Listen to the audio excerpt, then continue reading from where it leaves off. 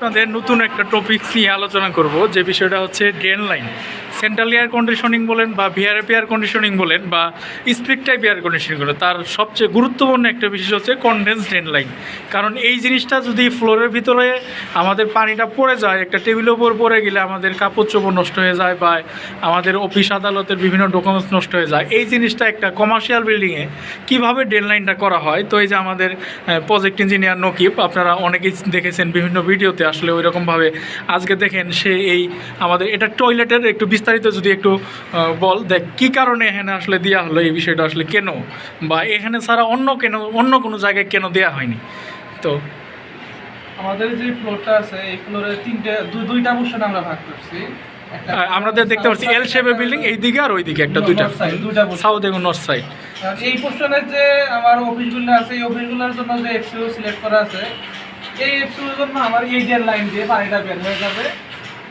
এখন এই ড্রেন লাইনের সেন্ট্রাল হবে এই পাশ দিয়ে, এই দিক দিয়ে এই যে সাপোর্টটা আছে, এই সাপোর্ট দিয়ে সরাসরি বের হয়ে যাবে ফ্লোরে যাবে। ফ্লোর থেকে আমাদের আমাদের এইটা ড্রেন লাইনটা আসবে এইদিকে। তারপরে এই ড্রেন লাইনের আওতায় আমার 20টা এফসিও আছে। 20টা আনুমানিক ক্যাপাসিটি প্রায় আমি দেখছি 70 টনের মতো। 70 টনের মতো।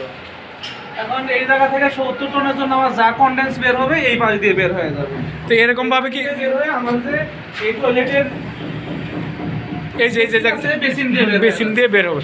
তো এরকম ভাবে কিন্তু টয়লেটের না, মেন টয়লেটের লাইন আছে এই জায়গায় না, এটা আসলে যে সোয়ারেজ লাইন যেমন থাকে, পানির লাইন যেমন থাকে, ড্রেনের লাইন, মানে আমাদের ওয়াশরুমের যে বেসিনের যে ড্রেনের লাইন প্লাস আমাদের কন্ডেন্স ড্রেন লাইন একটা হবে, তাই না?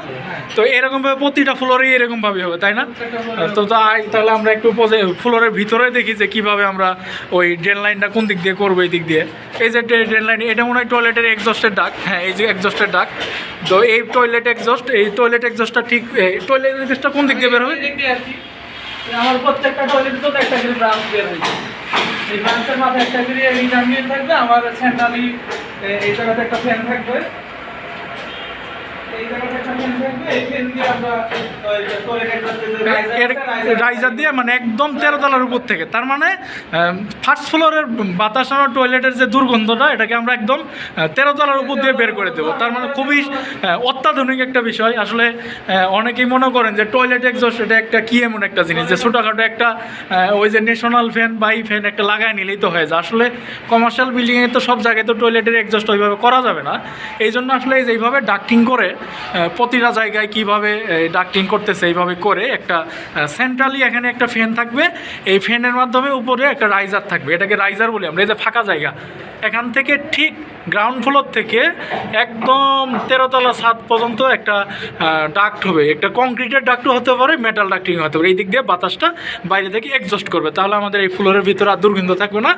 তো আশা করি বুঝাতে পেরেছি। তো নেক্সট অন্য একটা ভিডিওতে আমি আপনাদের উপরে আরেকটা টোটাল সিএফএম একটা বড় ফ্যান থাকবে। হ্যাঁ, ওই ফ্যানের মাধ্যমে মানে এই পুরোটা এক্সস্ট করবে, পুরোটা আবার টানবে।